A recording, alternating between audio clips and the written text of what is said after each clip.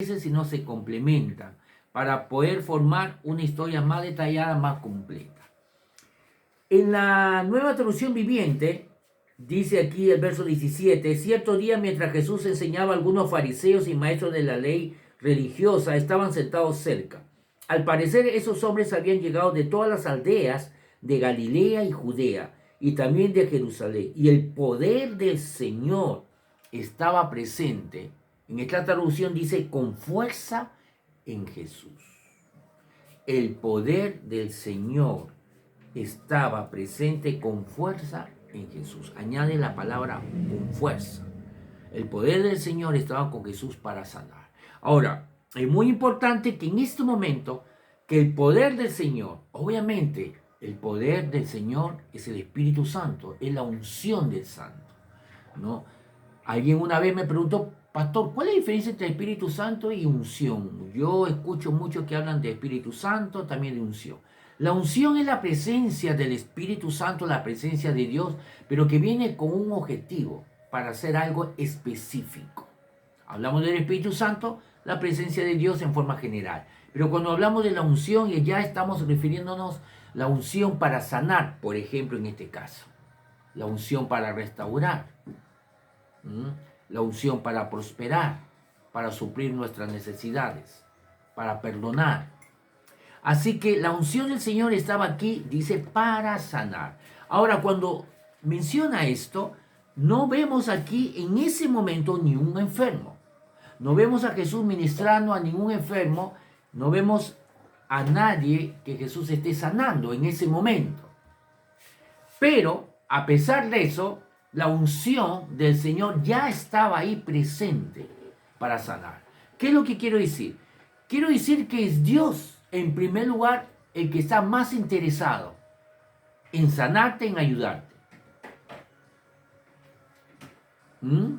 Es Dios que nos ha buscado a mí, nos ha buscado a cada uno de nosotros. Amén. ¿No? Dios no está perdido. Mucha gente, a veces usamos el término, estoy buscando a Dios, pero Dios no está perdido. El perdido éramos nosotros. Realmente Él es el que nos buscó. Él es el que nos eligió, ¿no? Jesús dijo, vosotros no me eligisteis a mí, dijo Jesús, sino yo los elegí a ustedes. Es Dios buscándonos a nosotros. Y ahí está la unción del Señor. Antes que venga alguien requiriendo ayuda, sanidad, la unción de Dios estaba ahí presente, con fuerza, dice en la Nueva Traducción Viviente, para sanar. Eso significa la disponibilidad. Nos habla de la disponibilidad de Dios. Disponible Dios para toda persona que requiera de su poder. Así que la presencia de Dios, el poder de Dios, la unción de Dios estaba ahí ya, listo para poder ayudar a aquel que se atreva a creer. Pero muchos tienen la mentalidad equivocada, ¿no? Piensan que necesitan buscar a Dios porque Dios está perdido, Dios está lejos. No, la Biblia dice Dios está cerca de ti, en tu boca y en tu corazón. Si confesares con tu boca y creyeres con tu corazón, serás salvo. Cerca de ti está, dice en Romanos capítulo 8, verso 10, cerca de ti. No está lejos. Para un hijo de Dios, Dios está adentro de nosotros. ¿Qué más cerca puede estar Dios que esté en tu corazón, morando? Somos templos del Espíritu Santo. Pregunto, ¿qué más cerca podría estar Dios que no sea el corazón del hombre? Más cerca no puede estar. Está en el medio, en el centro de nuestro ser. Nosotros somos espíritu y ahí es donde mora el Espíritu Santo en nuestras vidas. Así que aquí vemos que en el contexto, en el tiempo de ellos, obviamente las personas no podían tener el Espíritu Santo en su corazón. Ellos no eran hijos, ellos eran siervos de Dios. Por lo tanto, el Espíritu Santo no podía morar en ellos debido a que Jesús todavía no había perdonado los pecados de la humanidad. Eran hombres pecadores. Ellos sí eran hombres pecadores porque sus pecados no habían sido perdonados. Pero a pesar de ello, que ellos no eran hijos, no habían nacido de nuevo, porque Jesús no había ido todavía a la cruz, faltaba muy poco, estaba a la puerta de ir a la cruz, faltaba muy poco tiempo. Aunque faltaba muy poco tiempo, ellos todavía no podían nacer de nuevo mientras Jesús no muera y resucite. No podían nacer de nuevo. Sus pecados no habían sido perdonados porque para que sea perdonado Jesús tenía que ser castigado por la ley. ¿Qué dice la ley? La ley dice que el alma que pecare morirá. Y Jesús tenía que llevar ese castigo, llevar nuestros pecados y ser castigados. Él fue nuestro sustituto. Pero a pesar de todo ello, que estaban bajo la ley, la Biblia dice en Gálatas, el capítulo 2, si no me equivoco, ¿ya? Que Jesús nació, o capítulo 4, Jesús nació bajo la ley. Nació de una mujer y bajo la ley. Así que, a pesar que estamos aquí, en esta historia, bajo la ley el contexto, el poder del Señor estaba ahí disponible para sanar a hombres pecadores, a hombres que todavía no habían sido perdonados. Estaba Jesús a la puerta de hacer el mayor sacrificio a la humanidad, dar su vida, ser castigado por nuestros pecados. El poder del Señor estaba con Jesús. ¿Para qué? Para sanar. Para sanar. Así que no importaba el pecado de la persona, la gracia de Dios, el amor de Dios, la misericordia estaba mucho más alto que el pecado de la persona. Repito, el amor de Dios, su gracia, su favor inmerecido, su misericordia está mucho más alto que el pecado de las personas en ese momento. Verso 18. En ese momento llegaron unos hombres que traían en una camilla a un paralítico. Querían llevarlo adentro y ponerlo delante de Jesús. Verso 19. Pero como a causa de la multitud no hallaron la manera de hacerlo, se subieron a la azotea y por el tejado bajaron al paralítico en la camilla hasta ponerlo en medio de la gente y delante de Jesús. Verso 20. Al ver Jesús, la fe de ellos, ¿la fe se puede ver? Obvio que no, no es algo tangible, no es algo que podemos tocar, no es algo físico. ¿Qué es lo que vio Jesús? Al ver Jesús la fe de ellos, le dijo al paralítico: buen hombre, tus pecados te son perdonados. Vamos por parte, verso 20. Al ver Jesús la fe de ellos, ¿qué es lo que vio? Bueno, si nosotros volvemos a leer los versículos anteriores, vemos que sus amigos trataron de introducirlo a la casa donde estaba Jesús enseñando, pero a causa de la multitud, no pudieron entrar.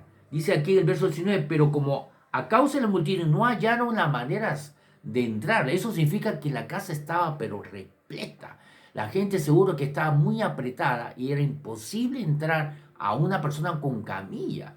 Así que ellos se les ocurrió subir al paralítico en camilla por el techo. Obviamente eso no es fácil. Si yo veo que realmente, no solamente yo, personas que no pueden entrar por la puerta, es muy fácil darse por vencido. Es muy fácil, bueno, si no se puede por la puerta, entonces no se puede y nos vamos o más. No se pudo, no se pudo. Pero, ¿qué hizo que ellos buscaran otra manera? Ellos buscaron otra manera. Si no se puede por la puerta, será por la ventana, por el techo, pero lo vamos a hacer. ¿De dónde sacaron esa fuerza? Esa fuerza es la fe. Ellos se sentían tan seguros que si lograban colocar al paralítico delante de Jesús, ese paralítico iba a estar sano, sí o sí. Ellos tenían la seguridad que solamente necesitaban colocar al paralítico delante de Jesús. Así que si no podían por la puerta, no importa, por el techo será. Obviamente, subirlo al techo a un paralítico que esté en camilla es muy arriesgado. Recuerden cómo eran las construcciones de las casas en ese entonces. No era ladrillo, no era material noble. Así que los amigos se arriesgaron. La fe hace eso. La fe se arriesga. La fe siempre lleva ese sentido de riesgo. ¿Por qué? Porque sabemos que al cruzar el lago para el otro lado, tenemos la seguridad que vamos a recibir lo que esperamos, lo que estamos creyendo. Así que ellos subieron al paralítico por el techo. A pesar que eran varios amigos, ellos se arriesgaron. Y arriesgaron también al paralítico al bajarlo por el techo. Lo pusieron delante de Jesús y eso es lo que vio Jesús en el verso 20 cuando dice, al ver la fe de ellos. La fe realmente se muestra no cuando las cosas están bien, no cuando la cosa es fácil, sino cuando las cosas se ponen de color de hormiga, como se dice.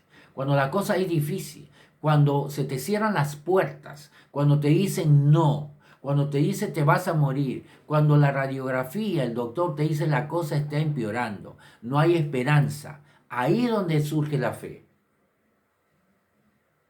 La, muchos dicen, sí, yo tengo fe. Muchos dicen, yo tengo fe cuando están viendo el resultado, que el doctor dice, está sano, no hay nada. O cuando ves el dinero y tú dices, bueno, yo creo en el Señor, pero estás viendo ya el dinero.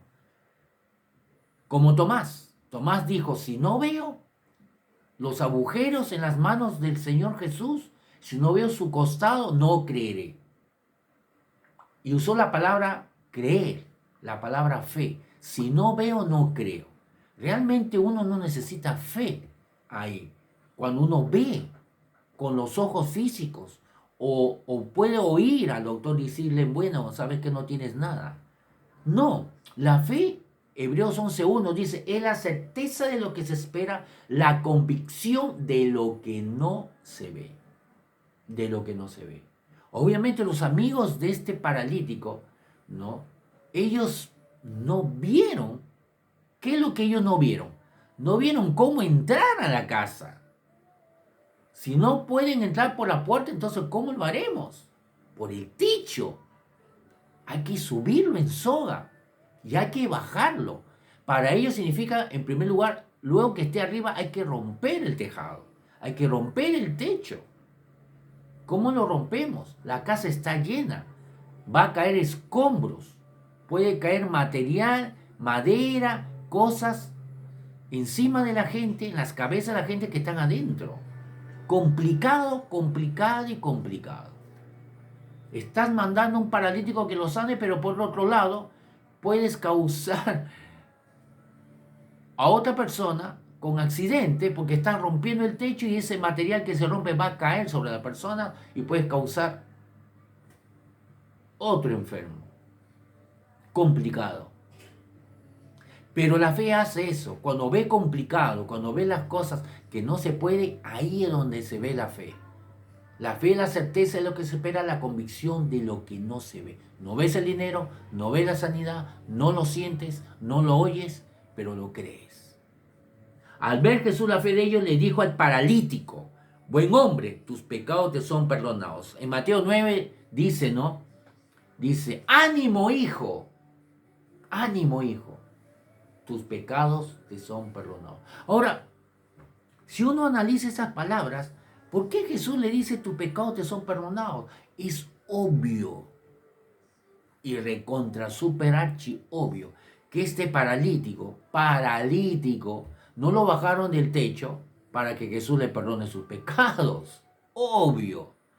Todo el esfuerzo que hizo este paralítico y sus amigos para subirlo y bajarlo no era para que le perdone sus pecados. No hicieron todo ese show de subirlo por el techo y bajarlo. Y se supone que antes de hacer eso, ellos intentaron meterlo por la puerta. Cosa que no pudieron. Y por eso buscaron otra opción que realmente no debería hacerse. Romper el techo, subirlo al techo y romper el techo para que caiga material adentro donde la casa está llena. Y encima podría caerle material hasta encima de la cabeza de Jesús. Obvio que lo que ellos estaban buscando es colocarlo, la palabra de Dios dice, delante de Jesús para que este paralítico deje de ser paralítico. Pero Jesús, al ver la fe de ellos, ¿fe para qué? Era fe para qué. Fe que estos amigos y el paralítico, todos ellos, creían que Jesús tenía el poder y la voluntad para sanar. Pero aquí vemos lo que Jesús hace es, al ver Jesús la fe de ellos, le dijo al paralítico. Obviamente, deberíamos esperar que las palabras que siguen es, sé sano, toma tu lecho y vete. Pero no le dice eso, le dice, tus pecados te son perdonados. ¿Acaso este hombre buscaba que sus pecados le son perdonados? ¿Por qué le dice eso? Porque hay una relación entre la sanidad y el perdón de pecados. ¿Por qué Jesús le dice a un paralítico que acaban de colocarlo delante con mucho sacrificio, con mucha complicación, pero la fe hizo que puedan sacar todo impedimento para conseguir ponerlo adelante por la seguridad que ellos tenían? Ellos, me refiero a los amigos y el paralítico incluido, la seguridad que ellos tenían que si lo colocaban delante de Jesús, este hombre era sano. Pero Jesús, cuando lo ve y él mismo, la palabra de Dios nos dice que él vio la fe de ellos, le dice al paralítico, tus pecados te son perdonados. Cuando todo el mundo, obvio, esperaba que le diga, toma tu lecho, vete, sé sano, ponte de pie, pero le dice, tus pecados te son perdonados. Cuando este hombre no fue ahí para que sus pecados le sean perdonados. ¿Por qué Jesús le dice eso? Porque hay una relación directa entre la sanidad y el perdón de pecados. Lo vamos a ver. Verso 21. Los escribas y los fariseos comenzaron a murmurar y decían, recuerden que los primeros versículos dice que fariseos, escribas estaban ahí, buscando cualquier cosa, ¿no? Para desacreditar a Jesús. Y ellos escuchan que Jesús les dice, tus pecados te son perdonados. Entonces, en el verso 21, obviamente, los fariseos reaccionaron en forma enojada, diciendo, los escribas y los fariseos comenzaron a murmurar y decían, ¿quién es este que profiere blasfemias? ¿Quién puede perdonar pecados? Nadie sino Dios. En la Nueva Traducción Viviente dice el verso 21, entonces los fariseos y los maestros de la ley religiosa decían para sí, ¿quién se cree que es? Es una blasfemia. Solo Dios puede perdonar pecados. Y es verdad, solamente Dios puede perdonar pecados. Verso 22. Jesús, que conocía sus pensamientos, les dijo, ¿por qué cavilan en su corazón? ¿Por qué piensan? ¿Por qué están ahí murmurando dentro de sí, diciendo que es blasfemia? ¿Qué se cree? ¿Acaso Dios? Porque solamente Dios puede perdonar pecados. ¿Cómo se le ocurre decir al paralítico delante de todos, tus pecados te son perdonados? Verso 23. ¿Qué es más fácil decir, dice Jesús? Que le diga al paralítico, tus pecados te son perdonados, o que le diga, levántate y anda. ¿Qué es más fácil decir? Dice Jesús. ¿Tus pecados te son perdonados? O decir, levántate, toma tu lecho y vete. Aquí vemos por segunda vez que Jesús relaciona la sanidad con el perdón de pecados. La primera vez es cuando al paralítico lo colocan delante. Obvio, paralítico. Todo el mundo sabía, obvio, todo el mundo sabía que era para que Jesús lo sane. Están colocando a un paralítico. Y Jesús, en vez de decirle, levanta tu lecho, o decirle, declarar sanidad, le dice, tus pecados te son perdonados.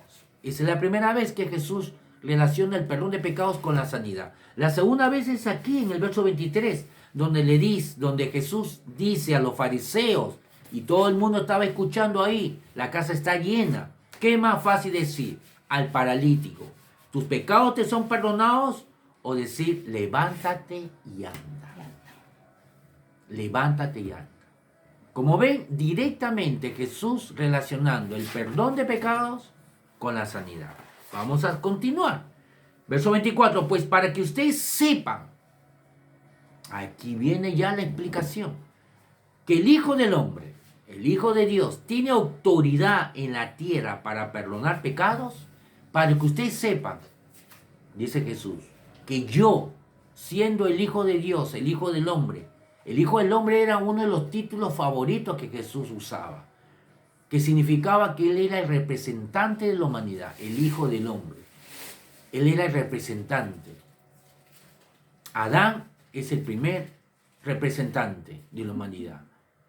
Y en Corintios lo llama Jesús el segundo Adán, el que viene a rescatar, a limpiar, a restaurar la metida de pata, el condorito, como dice aquí en Chile, que cometió Adán. Adán es el primer hombre, el primer hombre que representa a la humanidad. Y Jesús, el segundo Adán, lo llama en Corintios, el Hijo del Hombre, que viene a restaurar lo que el diablo robó a la humanidad, robando a Adán.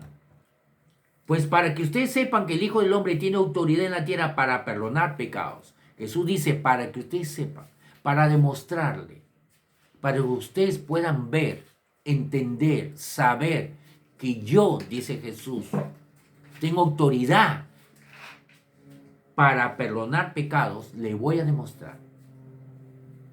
¿Cómo Dios va a demostrar? ¿Cómo Jesús va a demostrar que tiene autoridad para perdonar pecados? Porque es algo intangible, amados hermanos. Yo puedo ir y puedo decir, ¿sabes qué? Tus pecados te son perdonados. Le puedo decir a Julio César. Pero eso no se ve. ¿Cómo la gente puede ver que realmente es así? Yo puedo estar mintiendo, yo puedo estar engañando y puedo decir, mira Julio César, yo he declarado perdón de pecados, así que ya estás limpio. Pero eso no se ve. Es algo espiritual, es algo intangible. ¿Cómo yo puedo comprobar que no soy chanta, que no soy un mentiroso, un falso? Al declarar tus pecados te son perdonados, cualquiera lo puede hacer, porque es algo intangible, algo que no se ve, algo espiritual, algo que no se puede tocar, ver. La gente no puede esperar ver algo para comprobar que lo que yo estoy diciendo es verdad. Pero Jesús sí lo puede comprobar.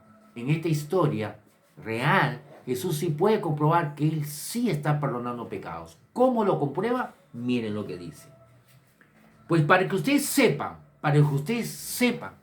puedan verificar, puedan comprobar, puedan saber que el Hijo del Hombre tiene autoridad en la tierra para perdonar pecados, lo van a saber de esta manera, porque es algo que no se puede ver. ¿Cómo lo va a hacer Jesús? ¿Cómo lo va a comprobar? De la siguiente manera.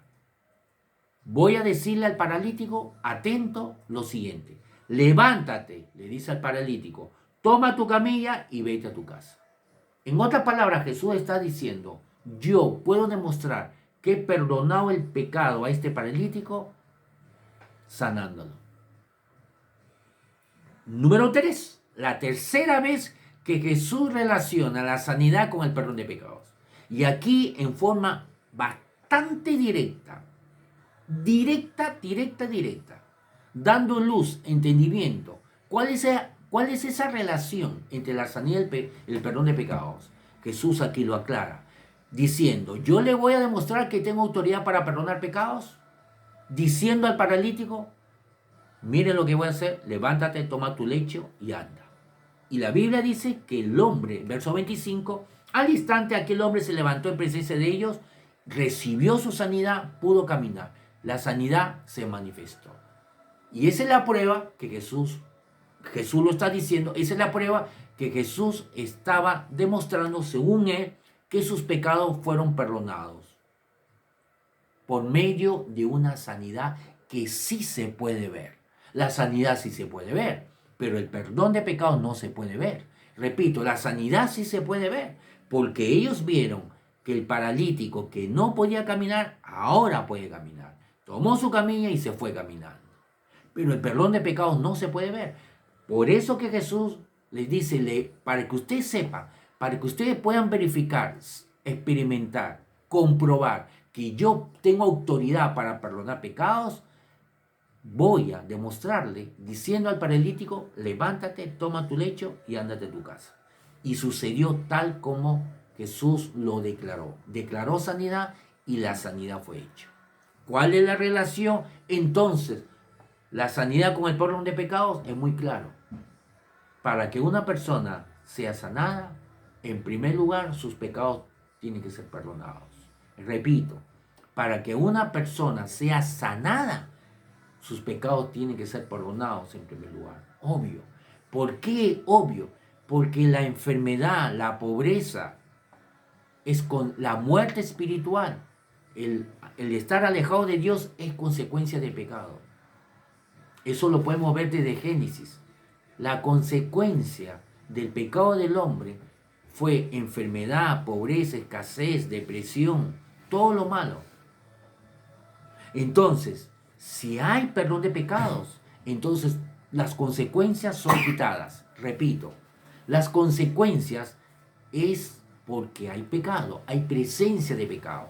Las consecuencias, enfermedad, muerte espiritual, escasez, depresión, son consecuencias del pecado. Si sacamos el pecado, si eliminamos el pecado, si hay limpieza, si hay perdón, entonces la consecuencia, que es la enfermedad, una de ellas, desaparece. Desapareciera. Y Jesús demostró de esa manera que sus pecados del paralítico eran perdonados porque el paralítico fue sanado. Si fue sanado, entonces significa que fue perdonado. Amado hermano, quiero hacerte recordar que esto sucedió dentro del contexto de personas que estaban bajo la ley. Para ellos era mucho más difícil creer, poder recibir algo de Dios por su conducta. Porque bajo la ley ellos tenían que recibir alguna bendición de Dios por su conducta. La ley decía eso. Si te portas bien, si obedeces, entonces recibirás sanidad, prosperidad, bendición. En primer lugar, justificación. Serás declarado justo delante de Dios y por lo tanto merecedor por la conducta santa de sanidad, prosperidad, la ayuda de Dios, respuesta a tus oraciones. Estamos en un contexto que la gente está bajo la ley. Eso significa, repito, que ellos dependían de su conducta para poder recibir una bendición de Dios. Por lo tanto, para ellos era más complicado creer que Dios podía bendecirlo, sea con sanidad o con cualquier otra cosa, porque la bendición que ellos podrían recibir estaba condicionado a su conducta. Pero a pesar de eso, ellos no tuvieron ni un impedimento para recibir sanidad. Ya hemos visto en las semanas pasadas muchas sanidades. Déjame leerte en Mateo 9, perdón, en Mateo 8, en Mateo capítulo 8, unos versículos para que me puedas entender de lo que estoy hablando. En Mateo capítulo 8, el verso 14, Reina Valera contemporánea, dice: Jesús fue a la casa de Pedro y encontró a la suegra de este postrada en cama y con fiebre. Verso 15, cuando Jesús le tocó la mano, la fiebre se le quitó inmediatamente. Entonces ella se levantó y los atendió. Verso 16, al caer la noche le llevaron muchos endemoniados y él con su sola palabra expulsó a los demonios y sanó a todos los enfermos. Y sanó a la mayoría de los enfermos. No, dice, y sanó a todos los enfermos. Verso 17, esto para que se cumpliera lo dicho por el profeta Isaías. Él mismo tomó nuestras enfermedades y llevó nuestras dolencias. Entonces, ¿qué vemos aquí? Aquí vemos que Jesús sanó a todos. A pesar que ellos estaban bajo el contexto de la ley, donde la ley prometía bendición, sanidad, siempre y cuando cumplan con una conducta intachable. Por lo tanto, para ellos él era complicado creer que Dios podría bendecirlos con sanidad, por ejemplo, si no tenían una conducta intachable. Pero a pesar de ello, ellos no tuvieron, las personas que estaban bajo la ley, no tuvieron impedimento, tropiezo para poder recibir su sanidad. En los casos que estamos leyendo, aquí dice que Jesús sanó a todos. Y hubo también liberación. A pesar de ello, ¿por qué? ¿Por qué a pesar que ellos estaban bajo la ley y la ley le decía que cualquier bendición que viene de parte de Dios era condicionada a su conducta, no tuvieron ningún impedimento? ¿Por qué? Porque conocieron a Jesús, porque conocieron a Dios, porque conocieron a Dios a través de Jesús. Vieron, escucharon a Jesús, cómo Jesús actuaba, cómo Jesús sanaba a todos. Cómo Jesús sanó al paralítico de Betesda, que estaba 40 años o 38 años con esa enfermedad.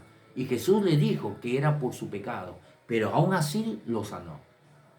Cómo Jesús sanó a todos, a pesar que eran hombres pecadores.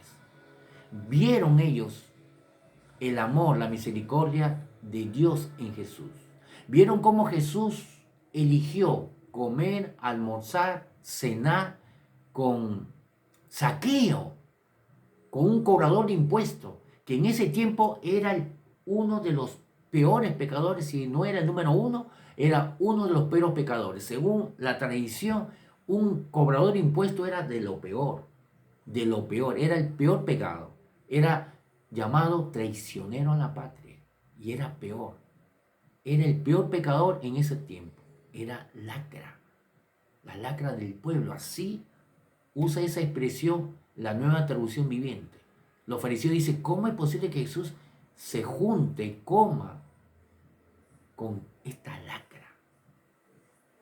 Entonces, los judíos, al ver el amor, la misericordia, la aceptación que Jesús tenía con la gente pecadora, al conocer el amor de Dios, el amor de Jesús, su misericordia, su gracia, a pesar que eran gente pecadora, entonces podemos ver muy claramente que eso facilitó a los judíos, aunque estaban bajo la ley, con condición de tener una buena conducta para recibir la bendición de Dios, pero a pesar que estaban, repito, bajo la ley, que los condicionaba su conducta para poder recibir alguna sanidad, alguna bendición de Dios, al conocer el amor de Dios, el amor de Jesús, su misericordia, eso hizo que ellos tengan esa fe fuerte, esa fe segura para poder recibir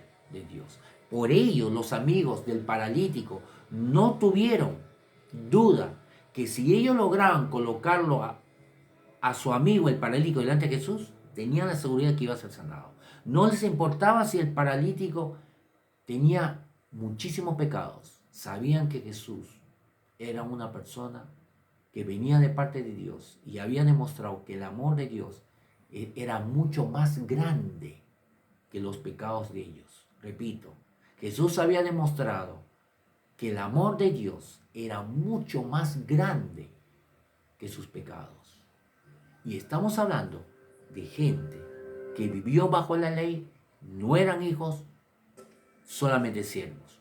Amado hermano, ¿cuánto más ahora que Jesús ya fue a la cruz, ya fue castigado por nuestros pecados, ya resucitó, ya hemos recibido el Espíritu Santo, ya hemos nacido de nuevo, ya hemos sido justificados, limpiados, perdonados, declarados justos, santos? Conocemos a Jesús, a Dios mucho más. Tenemos más luz acerca de Dios, del amor de Dios, del amor de Dios. Tenemos mucho más luz acerca del amor de Dios. Es que un vaso se estaba rompiendo, amados hermanos, y quería salvarlo.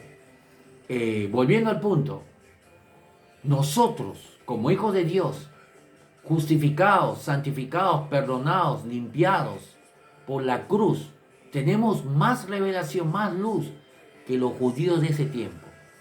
Los judíos con esa poca luz fue suficiente, con esa poca revelación fue suficiente para poder entender que Jesús era amoroso, que Dios era amoroso, y el amor de Dios a través de Jesús era más grande que sus pecados, y eso hizo que ellos tengan esa seguridad para recibir la ayuda, la bendición, la sanidad. Y por eso que aquí declara en Mateo 8 que todos fueron sanados. ¿Cuánto más, amado hermano, que tú eres un hijo de Dios, que somos hijos de Dios, perdonados, limpiados, declarados justos, santos? El Espíritu Santo mora, el Espíritu de santidad mora dentro de nosotros. No estamos bajo la ley como ellos, estamos bajo la gracia. ¿Cuánto más debería ser muchísimo más fácil recibir sanidad? Si ellos pudieron recibirlo, la sanidad sin ningún impedimento, sanidades, pero no hablo de un resfrío, hablo de personas que eran paralíticos, personas que estaban postrados en cama 38, 40 años. Vemos en Hechos un paralítico de nacimiento. El amor de Dios es más grande que nuestros pecados. Ellos tenían poca luz, ellos vivían bajo la ley, tenían desventajas. Vivían bajo la ley, no eran justificados, no eran hijos de Dios, no tenían el Espíritu Santo morando, pero habían oído que Jesús sanaba a todos. Habían oído y estaban conociendo el amor de Dios, y con ese poco conocimiento era suficiente para no tener ningún impedimento para recibir sanidad. Tú y yo, amados hermanos, no deberíamos tener ningún impedimento para poder recibir la sanidad. Déjame terminar con esto. Colosenses, capítulo 2. Déjame terminar. Colosenses, capítulo 2, para poder cerrar con esto, acerca de lo que estoy hablando. Colosenses, capítulo 2, el verso 14 nos dice, desde el verso 13. Muy importante. Atención. Vamos a cerrar con esto. Colosenses, capítulo 2, verso 13 nos dice así: antes ustedes estaban muertos en sus pecados. Antes, recuerdan, Pablo estaba hablando a la iglesia de Colosas y le dice antes, ustedes, o sea, antes de ser cristianos, antes de convertirse, de colocar su fe en Jesús, estaban muertos en sus pecados o por sus pecados. Vamos a buscar la Nueva Traducción Viviente, siempre usa palabras más entendibles, usan más palabras para que podamos entender mucho mejor, más claro, las expresiones de la Reina Valera. En Colosenses capítulo 2, el verso 13 dice: ustedes estaban muertos a causa de sus pecados. Más claro, aún no se había despojado de su naturaleza pecaminosa. Dice, aún no se habían despojado de su naturaleza pecaminosa. ¿Por qué? Porque no habían recibido lo que Jesús consiguió en la cruz. ¿Qué hizo Jesús? Romano dice que nuestra naturaleza pecaminosa fue destruido por Jesús en la cruz. Aunque fue hecho eso, hay que recibirlo. Jesús pagó el precio por toda la humanidad, pero no significa que toda la humanidad es salva. La humanidad debe acercarse a recibir, a tomar lo que Jesús ya proveyó. Entonces dice aquí, antes ustedes estaban muertos en sus pecados, aún no se habían despojado de su naturaleza pecaminosa, estaban en pecado todavía. Pero ahora que son cristianos, ahora que han colocado su fe en Jesús, ahora que han nacido de nuevo, ahora que tienen el Espíritu Santo morando, pero ahora Dios les ha dado vida juntamente con Él y, miren cómo acaba, les ha perdonado todos sus pecados. Miren lo que dice. Pero ahora que has nacido de nuevo, ahora que eres hijo de Dios, dice, les ha dado vida juntamente con Él. ¿Por qué dice juntamente con Él? Porque a través de Él, lo que está diciendo, por lo que Él hizo por la cruz, cuando Él murió, cuando Él fue castigado, cuando Él resucitó, al colocar fe en Él, entonces recibimos esa vida que Él recibió cuando resucitó. Pero ahora Dios les ha dado vida juntamente con Él, con Jesús, o a través de Él, de su sacrificio, por lo que Él hizo, y les ha perdonado todos sus pecados. Mira que está relacionando el recibir vida eterna con el perdón de pecados. Yo te pregunto, amado hermano, ¿tú has recibido vida eterna? Te vuelvo a preguntar, ¿tú has recibido vida eterna cuando has nacido de nuevo? Te vuelvo a preguntar por tercera vez, ¿tú has recibido vida eterna cuando has nacido de nuevo, cuando has colocado tu fe en Jesús? Me vas a contestar de seguro, si tú eres cristiano, si tú has colocado tu fe en Jesús, de seguro que me vas a contestar sí. Entonces, tus pecados, todos tus pecados te han sido perdonados. Es imposible, escúchame bien, es imposible que una persona reciba vida eterna y sus pecados no hayan sido perdonados. No se puede. Es como decir, pásame un vaso de agua sin agua. Repito, es como decir, pásame un vaso de agua sin agua. No tiene sentido. Pásame un vaso de agua, pero sin agua. Es como una contradicción. Exactamente. Es una contradicción. Recibir vida eterna implica directamente recibir el perdón de pecados. Si tenemos vida eterna y tú puedes afirmar que tienes vida eterna porque has nacido de nuevo, has colocado tu fe en Jesús, entonces tus pecados te son perdonados. Es imposible tener vida eterna si nuestros pecados todavía están ahí. No, todos nuestros pecados han sido perdonados. Mira lo que dice aquí. El verso 14. Ha anulado el acta de los decretos que había contra nosotros. O sea, todo lo que nos acusaba, las cosas malas que hemos hecho. Ha anulado el acta de los decretos que había contra nosotros y que nos era adversa, contraria, nos acusaba. La quitó de en medio Jesús y la clavó en la cruz, la destruyó. Toda cosa que nos acusaba ha sido destruido. No hay nada que nos acuse. Estamos completamente limpios. Por eso que tenemos vida eterna. Si tenemos vida eterna, entonces todos nuestros pecados han sido perdonados para siempre. Y si tus pecados, no, amado hermano, tus pecados no. Si tus pecados, si nuestros pecados han sido perdonados, entonces tenemos acceso directo, fácil, accesible a la sanidad y a cualquier otra herencia, porque la sanidad solamente es una parte de la herencia. De repente tu problema no es sanidad, sino es financiera. De repente tu problema no es sanidad física, sino financiera o liberación. Tenemos acceso para tomar, solamente tomar, recibir, porque todos nuestros pecados han sido perdonados. Si tienes vida eterna, eso es sinónimo, igual a perdón de pecados, todos y para siempre. Te pregunto por última vez, ¿tus pecados han sido perdonados?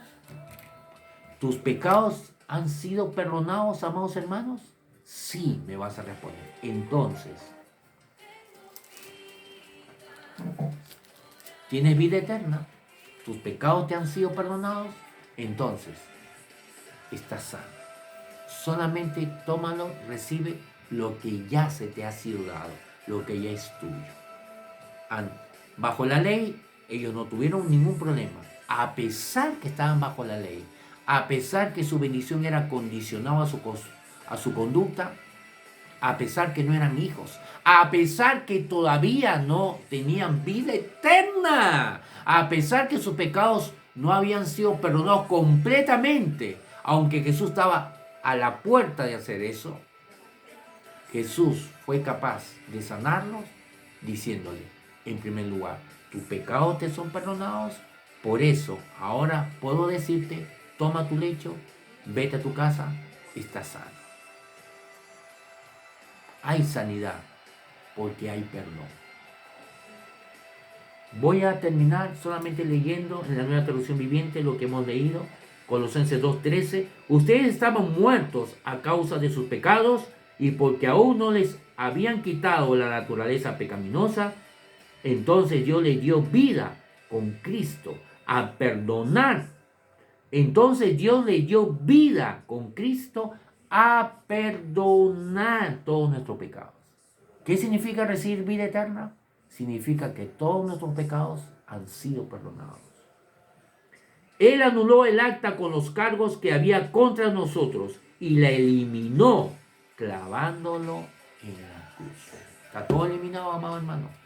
No hay ni un impedimento, no hay ni un obstáculo para poder recibir sanidad. No hay nada. ¿Qué tenemos que hacer? Creer. ¿Qué es lo que le daba a los judíos, a pesar que estaban bajo la ley? Esa fuerte fe, conocer a Jesús. Ellos oyeron que Él sanaba a todos. Ellos vieron el amor de Jesús hacia los pecadores, que sanaba a todos los pecadores, que comía con ellos, los aceptaba, los amaba, los abrazaba, tocaba a los leprosos, aceptaba a todos. Su amor los convenció y les hizo que ellos puedan tener esa fe suficiente, a pesar que estaban bajo la ley, para recibir cualquier sanidad. Y sanidad de enfermedades terribles, como lepra, como parálisis, como personas que jamás habían andado, eran sanados. Amado hermano, recibe tu sanidad en este momento. Tómalo. No hay ningún impedimento. Eres hijo de Dios. Es tu herencia. Ya se te ha dado. Ya has sido declarado justo, sano, santo, justificado. Tienes vida eterna porque tus pecados han sido perdonados todos y para siempre. Tómalo, recíbelo y declara conmigo, por la llaga de Jesús, estoy sano.